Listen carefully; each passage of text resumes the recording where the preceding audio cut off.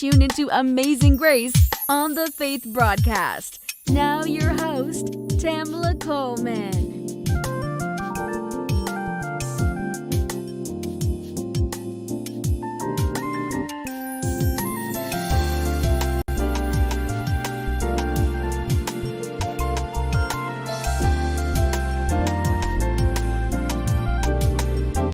Thank you for tuning in to Amazing Grace with Tamala Coleman.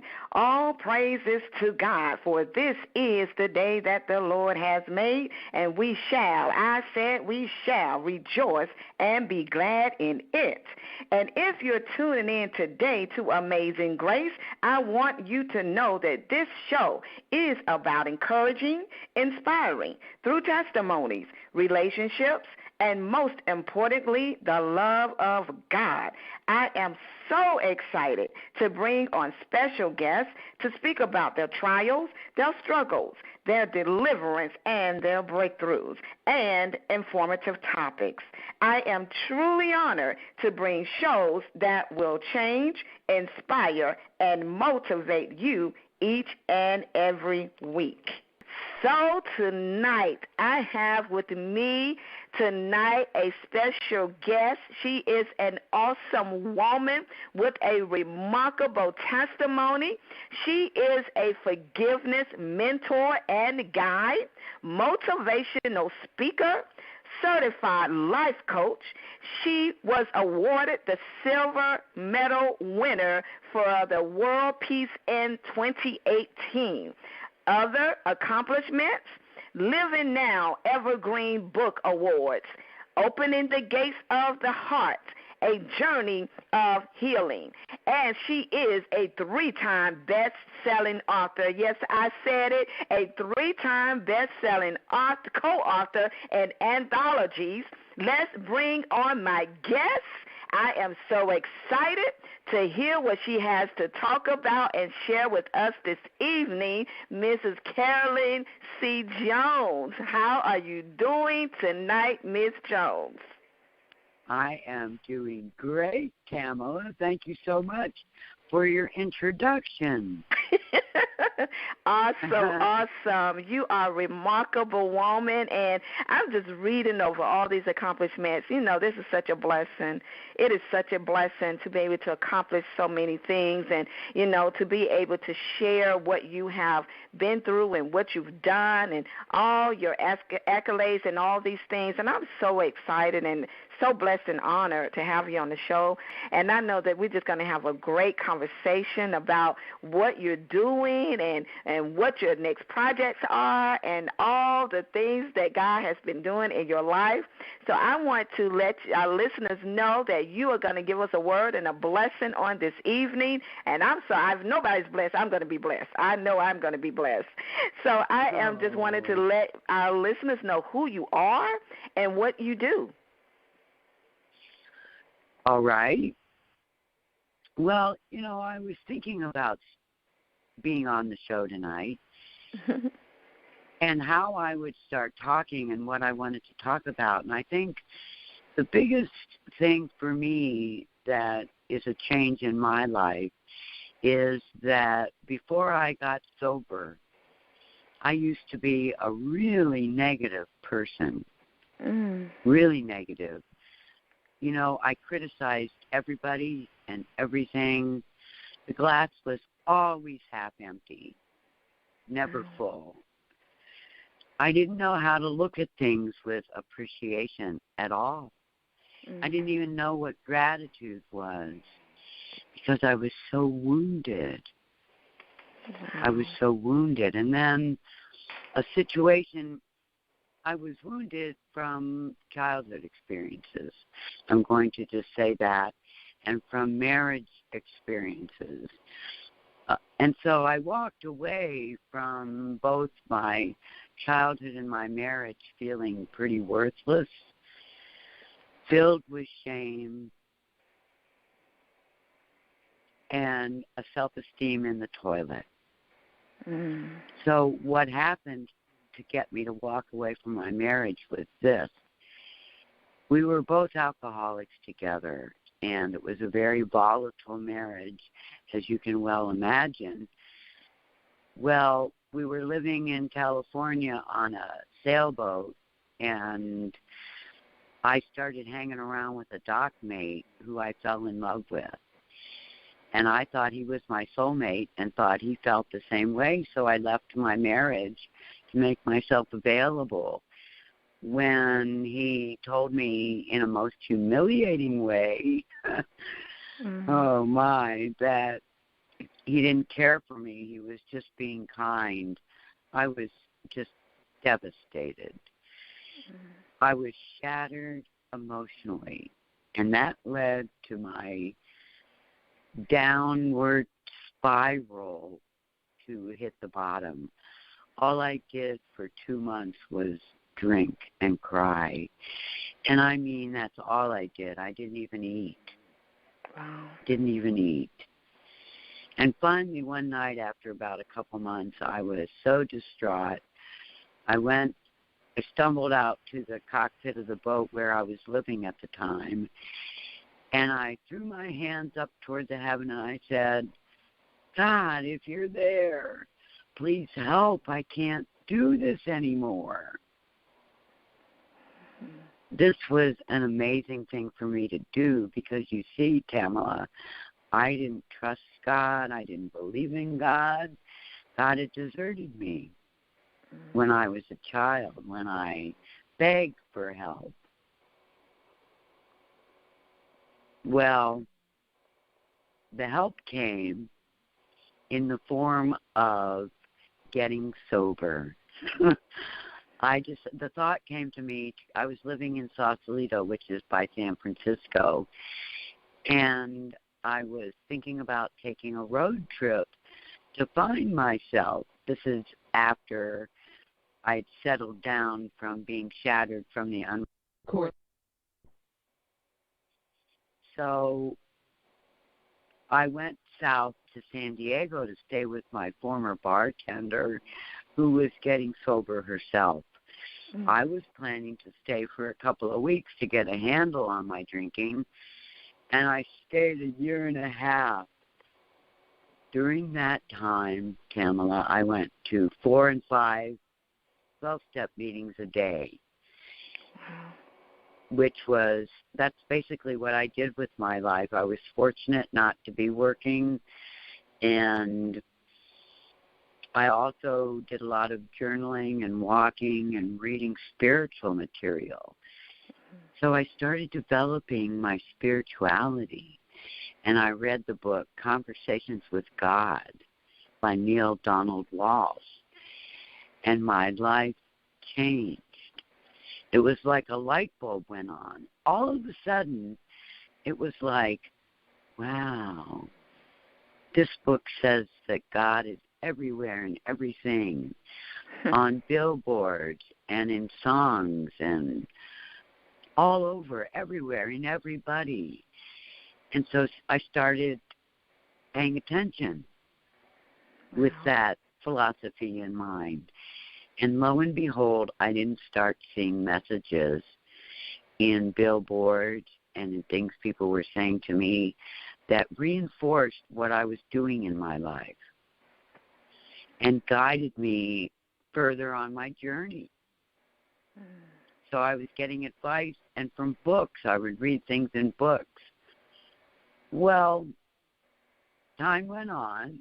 I left San Diego in a full-size Dodge van, a 1982 old Dodge van that had it was like an RV inside, but I gutted it and rebuilt it in cherry wood. So it was very nurturing to be in it. I lived in it for the next 3 years with my 20-year-old cat, Maynard. And we traveled around the western states, went down into Baja. And finally I settled back in the Sausalito area, but further north, like a half hour north. I started doing work in my sobriety work, I started dealing with my healing. And I started reading literature from trauma experts like Claudia Black and Peter Levine and John Bradshaw, Alice Walker. Those four were pretty instrumental for me because whether it is emotional, verbal, physical, spiritual, or sexual, when we are traumatized in those ways, we're left with leftovers that need to be dealt with. And we can get beyond them. And that's what I found. Like one of the common things that really hit me hard was Claudia Black said in her book, Changing Course, that, well, how did it go? Let me think.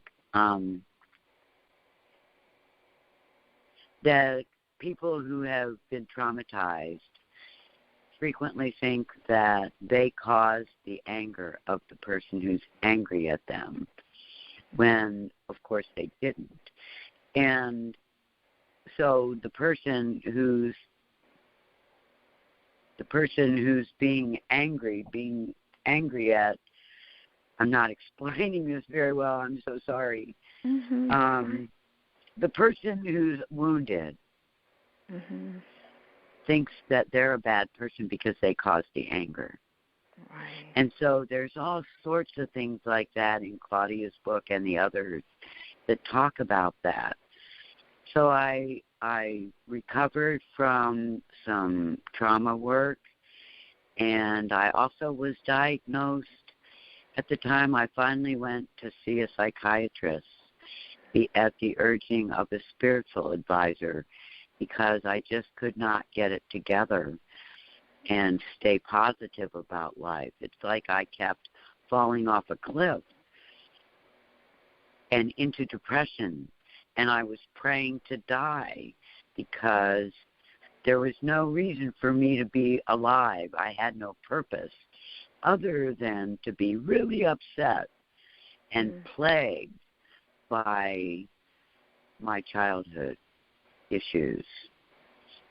And that's all I could see was my purpose. To make a long story short, I discovered my purpose, and my life started changing. I learned accidentally to forgive my parents, and that began to change my life. What happened was I began to realize that my father was a wounded soul himself, and that it was probable that he did the same things to me in my life that were hurtful, like calling me worthless, that I did to other people, like my husbands and boyfriends. I called them worthless. But I didn't mean it about them. I meant it about myself. And so when I had that revelation, I realized that, wow, my father is wounded, and he suffered the same thing I'm suffering now at the hands of his father. Wow. I had huge compassion. For about a year, I went back and forth between compassion and anger at them. And finally, one day, I realized that forgiveness had gently flown into my heart. It was like, by being compassionate, I had created the space in my heart so that forgiveness could flow in. That allowed me to begin to see life with gratitude. I even got to the point where one day I was sitting there thinking I was 7 years sober, and I had been grieving this unrequited love and trying to figure it all out, and how could I have misunderstood so badly? I was just horribly confused for 7 years. Well, one day I thought to myself, You know, Carolyn, you were really worried about being alone by yourself, and that's one of the reasons you stayed in your marriage for 20 years, because you didn't want to be alone in the world. And you know what? You kind of like this being alone thing. It's kind of fun not to have to consider anyone else's needs and just meet mine and do what I need to when I need to. And then I said to myself, wow, that never would have happened if I hadn't had that unrequited love experience and which pried me out of my marriage. Wow. I wouldn't have gotten sober if it wasn't for the unrequited love. Oh, my goodness. And if it wasn't for the unrequited love, I wouldn't have forgiven my parents. Yes.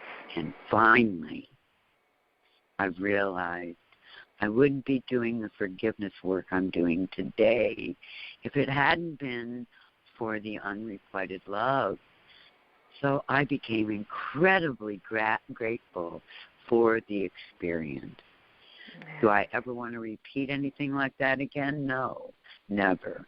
Will I ever? No, because now I know to speak up about what I'm feeling to the person involved.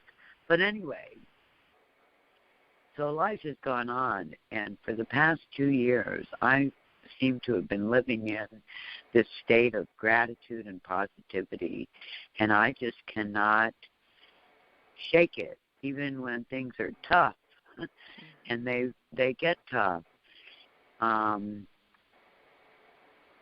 It's just always there underneath everything, and it feels so wonderful, Tamala, so wonderful.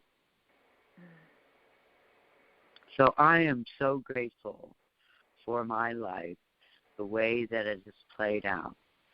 Because if I hadn't endured what I endured as a child, and then been in great pain about it for 30 adult years, and healed from it, and discovered forgiveness, and I never, the whole thing, my whole life, I see as a divine intervention. My whole life. And speaking about, do I have time to talk about my book and how it's divine intervention? Yes.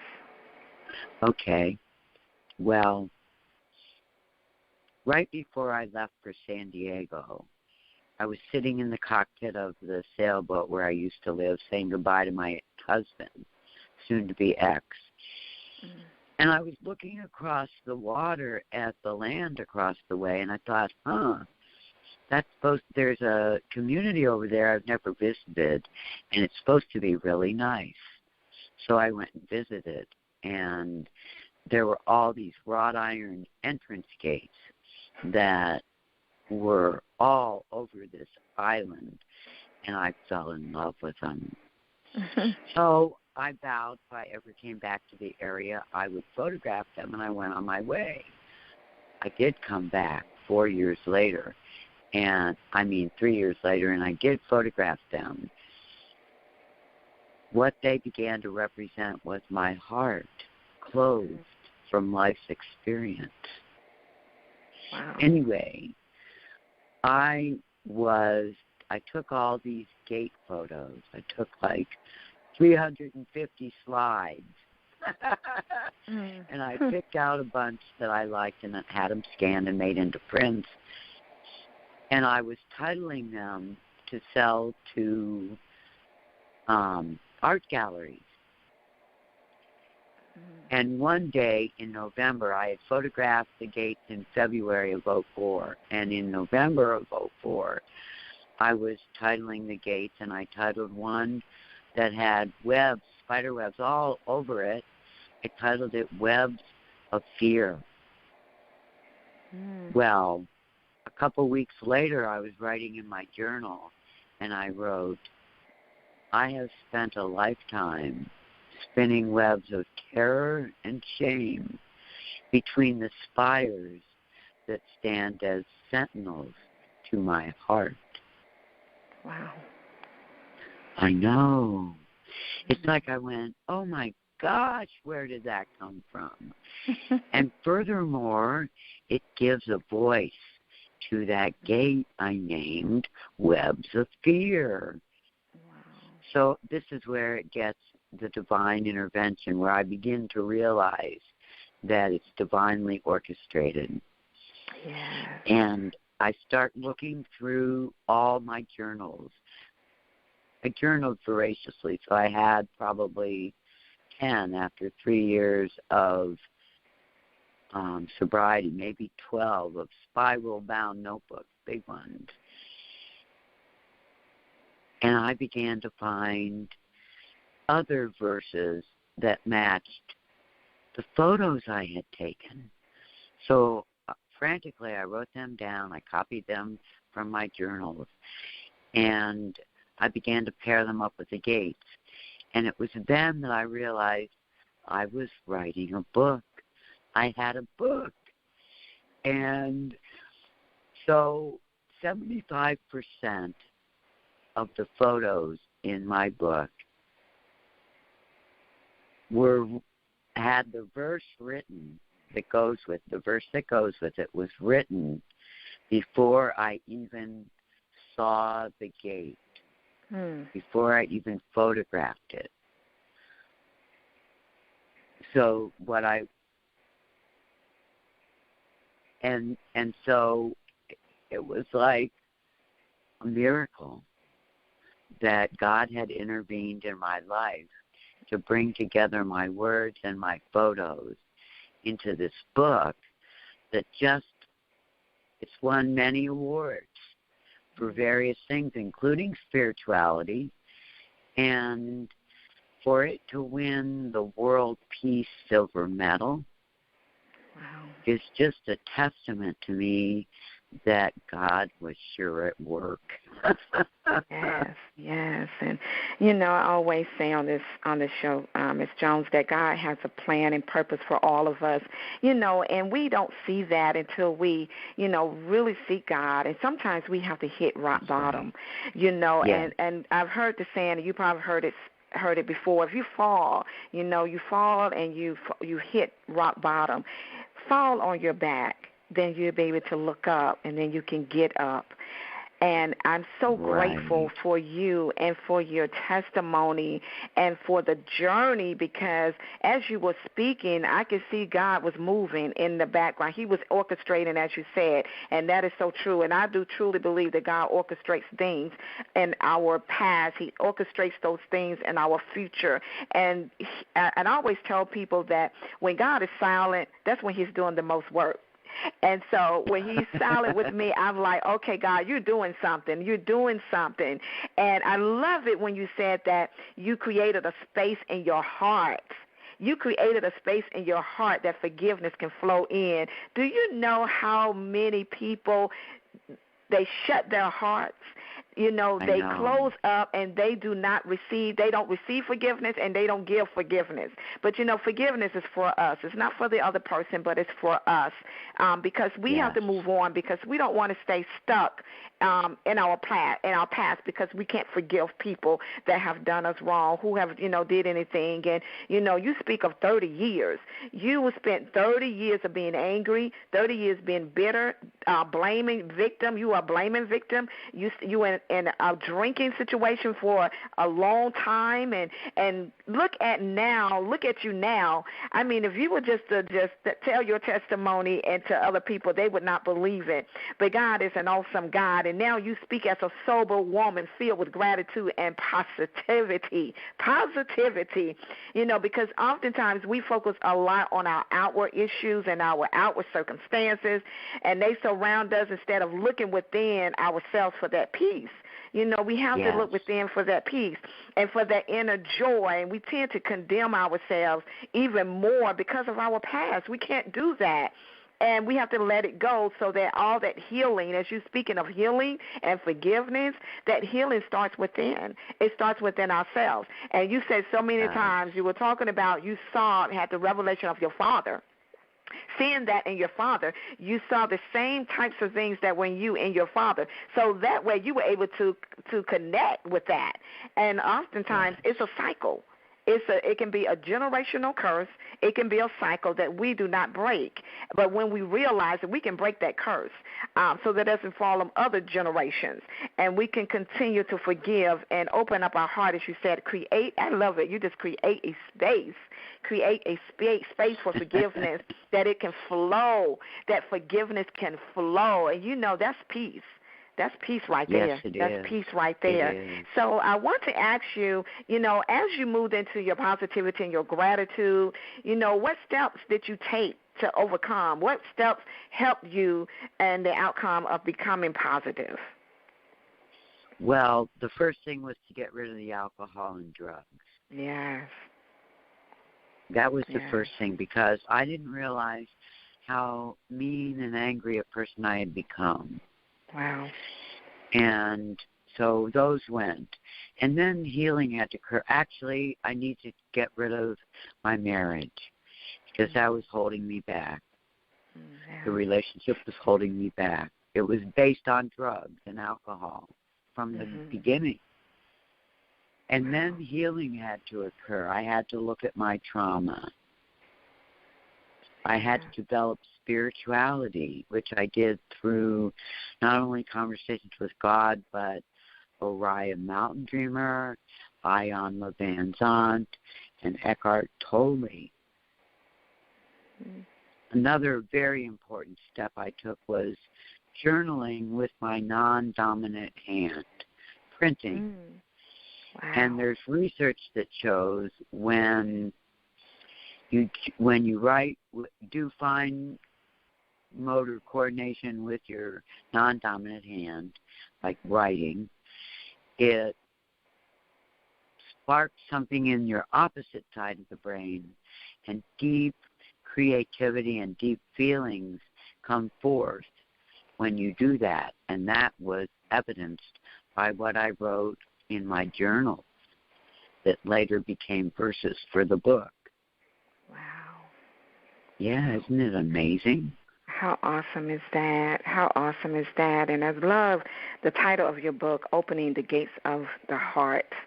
Opening the Gates of the Heart. If we all would do that, this would be a better place. If we just open the gates of our heart, and just let everything flow, because now, the Word of God says out of the abundance of the heart, the mouth speaks. And a lot of times we say those things that are in our hearts. Whether it's good or whether it's bad, it's going to come out if it's in your heart. But we have to learn to open up the gates of the heart for forgiveness and love and healing, not only for ourselves but for other people. And also, as a forgiveness mentor and as a guide, what are the most important words that you give? What is the advice that you give to your people, the people that you mentor? What type of advice do you give them? Well, I have 3. Can I share them? Of course. Okay. The first is keep hope. Keep hope. And hope is an acronym that has 2 meanings. The first thing it stands for is hold on. Pain ends. And the second thing it stands for is hold on. Possibilities emerge. And then the second thing I tell them is a definition of forgiveness. And forgiveness is the choice you make to hurt and suffer less, even though you're wounded. Wow. It's the choice we make to hurt and suffer less, even though we're wounded. And the third thing is gratitude will transform your life. Wow, those are awesome words of advice to keep hope and to hold on, and possibilities and forgiveness. It is a choice. Forgiveness is a choice. But that choice should be made in love. It should be made that, I always tell people, if you're going to forgive someone, you're going to forget it also. Because we hear a lot of people say, I can forgive you, but I cannot forget it. If you have not truly, if you can't truly forget, then you haven't truly forgiven, because we have to let it go. That's a release that comes off of us as well when we release that forgiveness towards others. And most importantly, we have to learn to forgive ourselves. We can't live life condemning ourselves. We have to forgive ourselves first, and then forgive others. It's so important that we do that so that we can have that peace and that joy, that inner joy and that inner peace. Because it comes from within, and it has to be genuine. I'm going to say that again. It has to be genuine. Right. Genuine, You can't fake it. You just got to forgive, because when that thing comes up again, you won't have to bring it up again. You won't have to look at it. It's gone. It's thrown into the fire. It's gone. It's forgiven, and it's gone, and it's let go. And I'm so grateful for you, Ms. Jones, for everything that you've given unto us today. And I want to share with our listeners, some encouraging words of positive words that may help our listeners today, because there's so many people going through their lives and they're living. Things are so relevant with them, what you just spoken tonight about what you've gone through. Somebody else is going through it right now, and they're stuck. No. They don't have the appreciation of life, as you said, appreciation and gratitude, and they can't get that positivity. And like you had said before, you felt empty. You felt like nothing was working for you till you found your purpose. Encourage our listeners to let them know that they also have a purpose, and they can live their life in positivity. Oh, my gosh, we each have a purpose. Mm-hmm. God has created each of us, I believe, to struggle with something, and through that struggle and surviving through it and then thriving it bubbles up through us, the healing that occurs from whatever experience that you've been brought through.